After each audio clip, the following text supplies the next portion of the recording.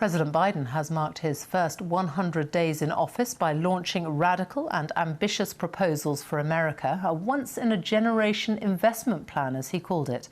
If enacted, it could be transformational, but it comes at a huge cost, a $4 trillion price tag. Much of it would be paid for by tax rises for corporations and for the most wealthy. The American Families Plan aims to cut child poverty and put a cap on childcare costs. Joe Biden wants to create millions of jobs through a massive programme of investment in infrastructure, broadband and green energy. And he plans to address those key issues of police reform and gun control. But he faces a battle in Congress, especially over those higher taxes. Our North America editor Jon Sopel is at the White House. Jon. Sophie, the obsession with the first 100 days in office is peculiarly American. It dates back to 1933 and Franklin Delano Roosevelt. He was the president after the Great Depression and introduced the New Deal, a raft of welfare measures that saw government grow. 90 years on, Joe Biden won't mind too much if people start comparing him to FDR. The President of the United States. Because of COVID and social distancing, the audience was much smaller. But the pandemic has given Joe Biden the space to come up with a set of radical proposals that are a break with 40 years of economic orthodoxy. Big government, tax and spend are back. But one thing is totally new. Madam Speaker, Madam Vice President, no president has ever said those words from this podium. No president has ever said those words, and it's about time. A lot of people thought the 78-year-old would be a transitional president. Wrong.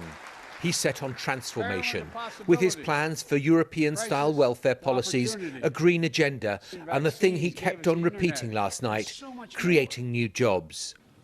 That's why I proposed the American Jobs Plan, a once-in-a-generation investment in America itself.